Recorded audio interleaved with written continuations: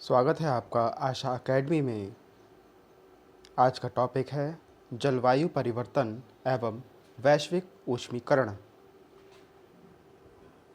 इसके मुख्य उद्देश्य जलवायु परिवर्तन और वैश्विक ऊष्मीकरण का अर्थ समझना, दोनों के बीच अंतर जानना, प्रमुख कारण, प्रभाव एवं उदाहरण समझना,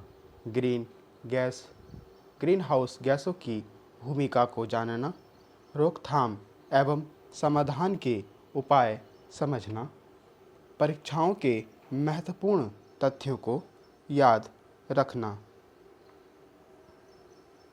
आइए इनका एक परिचय देख लेते हैं। पृथ्वी पर मानव गतिविधियों के कारण वायुमंडल में ग्रीन हाउस गैस की मात्रा बढ़ रही है, जिससे पृथ्वी का तापमान लगातार बढ़ रहा है और जलवायु में गंभीर परिवर्तन हो रहे हैं। यह हमारी पृथ्वी और भविष्य के लिए एक बड़ी चुनौती है। मुख्य विषय अर्थ एवं परिभाषा, कारण, प्रभाव, उपाय एवं महत्वपूर्ण तथ्य।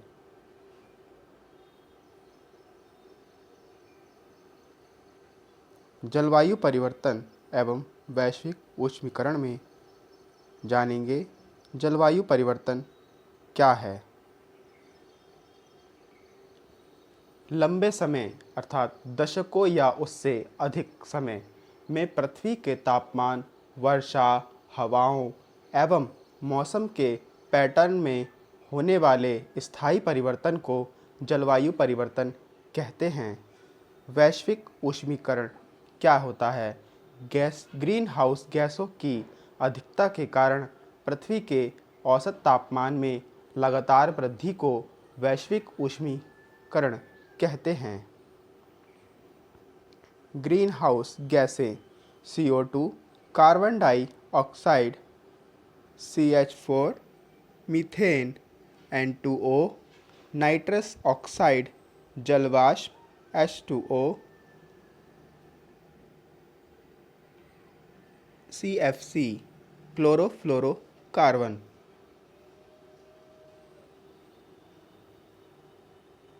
जलवायु परिवर्तन के कारण मानव जनित कारण कौन से होते हैं? जीवाश्म ईंधनों का अत्यधिक उपयोग, वनों की कटाई, औद्योगिकीकरण, वाहन प्रदूषण, कृषि एवं पशुपालन में मीथेन उत्सर्जन। प्राकृतिक कारण कौन से हैं? ज्वालामुखी विस्फोट, सौर गतिविधियाँ, प्राकृतिक जलवायु चक्र। जलवायु परिवर्तन के प्रभाव, इससे तापमान में वृद्धि होती है, हिमनदों का पिघलना, समुद्र में स्थायी वृद्धि होती है, सूखा एवं बाढ़ जैसी स्थिति बन जाती है, चक्रवातों की तीव्रता का बढ़ना, जैव विविधता में कमी, कृषि उत्पादन प्रभावित होना और स्वास्थ्य समस्याएं बढ़ जाती हैं। इसके रोकथाम और उपायों को जानेंगे। वृक्षारोपण अधिक करें,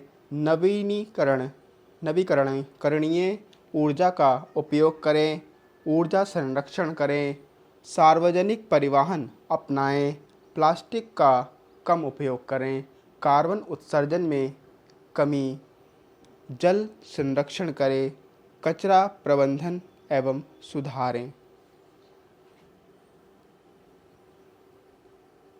जलवायु परिवर्तन के प्रभाव, हिमनदों का पिघलना, चक्रवातों की तीव्रता में वृद्धि होना, सूखा एवं मरुस्थलीकरण होना, बाढ़ की घटनाओं में वृद्धि हो जाती है, समुद्र स्तर में वृद्धि हो जाती है, जैव विविधता में कमी होती है, कृषि उत्पादन पर नकारात्मक प्रभाव पड़ता है और मानव स्वास्थ्य समस्याएं में वृद्धि हो जाती है।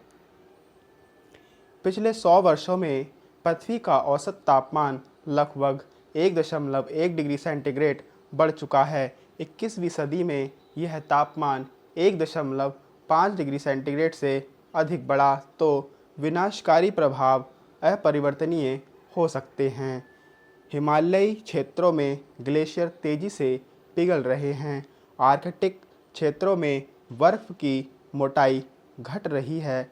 मानव में हीट के वेव के दिनों की संख्या बढ़ रही है। अंतर्राष्ट्रीय एवं समझौते। UNFCCC संयुक्त राष्ट्र जलवायु परिवर्तन रूपरेखा अभिसमय की स्थापना 1992 में हुई। क्योटो प्रोटोकॉल विकसित देशों के लिए ग्रीन हाउस गैस उत्सर्जन कम करने के बाध्यकारी लक्ष्य निर्धारित 1997 में। पेरिस समझौता 2015 में हुआ। वैश्विक तापमान वृद्धि को 2 डिग्री सेंटीग्रेड से बहुत नीचे रखना और 1.5 डिग्री सेंटीग्रेड तक सीमित करने का लक्ष्य। COP सम्मेलन यह वार्षिक होता है। जलवायु परिवर्तन पर वैश्विक स्तर पर चर्चा और समाधान खोजने हेतु वार्षिक बैठक।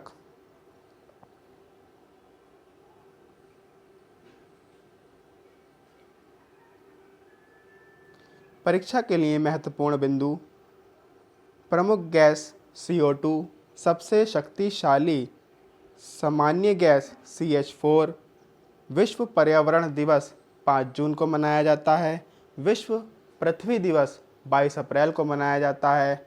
और UNFCCC 1992 में और क्योटो प्रोटोकॉल 1997, पेरिस समझौता 2015, COP वार्षिक सम्मेलन।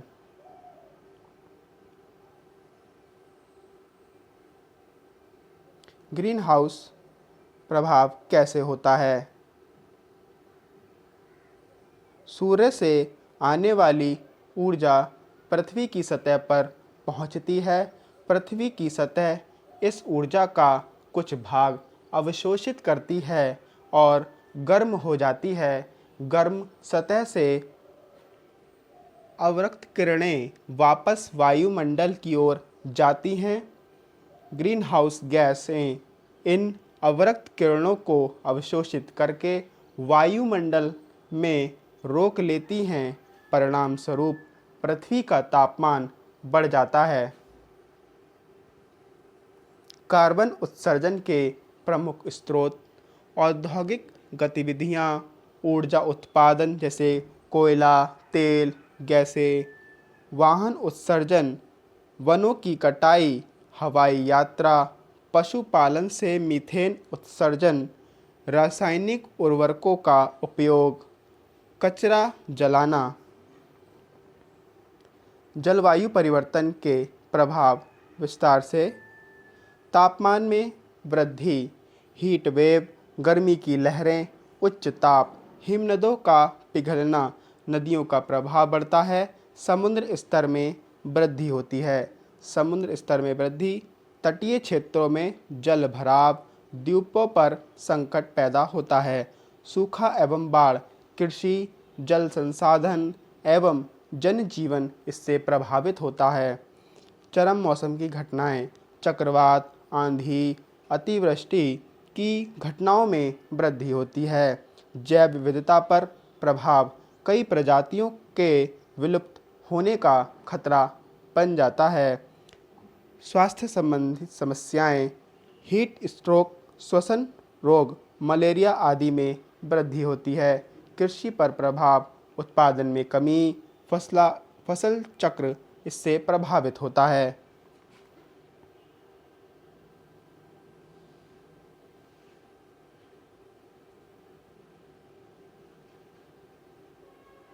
ग्रीन हाउस गैसों का तुलनात्मक प्रभाव।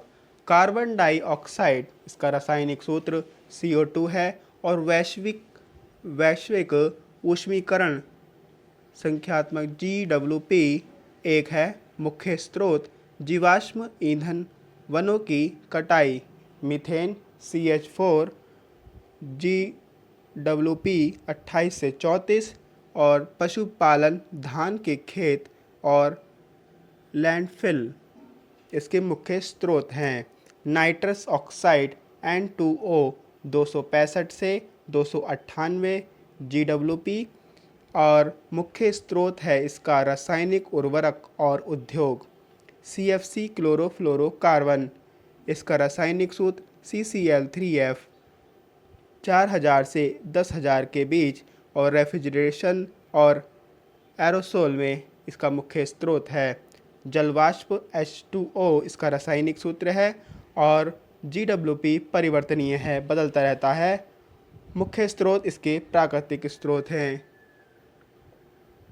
GWP ग्लोबल वार्मिंग पोटेंशियल इसकी फुल फॉर्म है।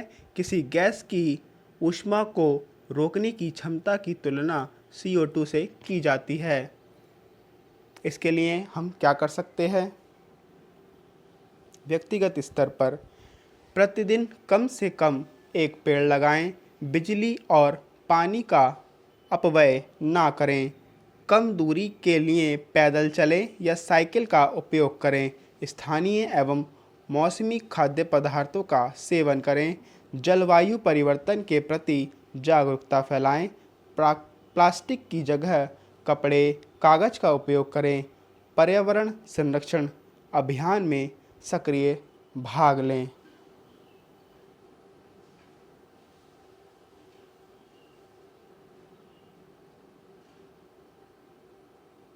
भारत सरकार की प्रमुख पहलें। राष्ट्रीय सौर मिशन सौर ऊर्जा के उपयोग को बढ़ावा देने के लिए राष्ट्रीय सौर मिशन की शुरुआत की गई। राष्ट्रीय हरित भारत अभियान, यह वृक्षारोपण और वनों के संरक्षण के लिए पहल की गई। जल शक्ति अभियान, जल संरक्षण और जल स्रोतों के पुनर्निर्माण के लिए चलाया गया। ऊर्जा संरक्षण अभियान, ऊर्जा की बचत और दक्ष उपयोग के लिए। इलेक्ट्रॉनिक वाहन नीति, प्रदूषण कम करने और स्वच्छ परिवहन के लिए। स्वच्छ भारत मिशन, स्वच्छता और कचरा प्रबंधन के लिए।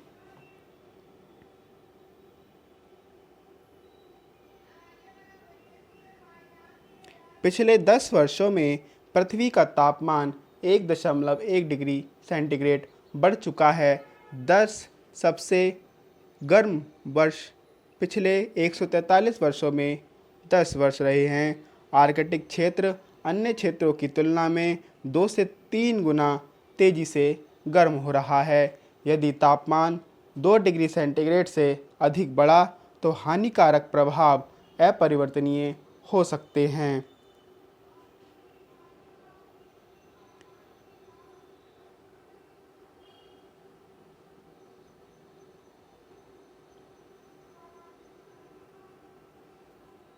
यदि हमने ध्यान नहीं दिया तो क्या होगा?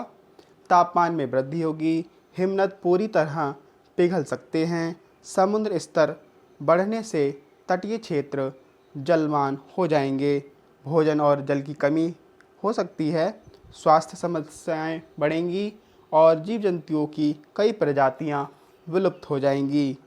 संतुलित भविष्य की हमारी कल्पना कैसी होनी चाहिए?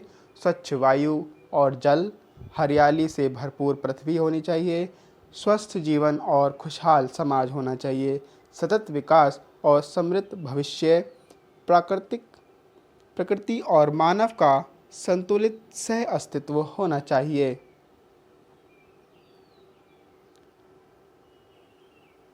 आशा करते हैं आपको यह टॉपिक समझ आया होगा।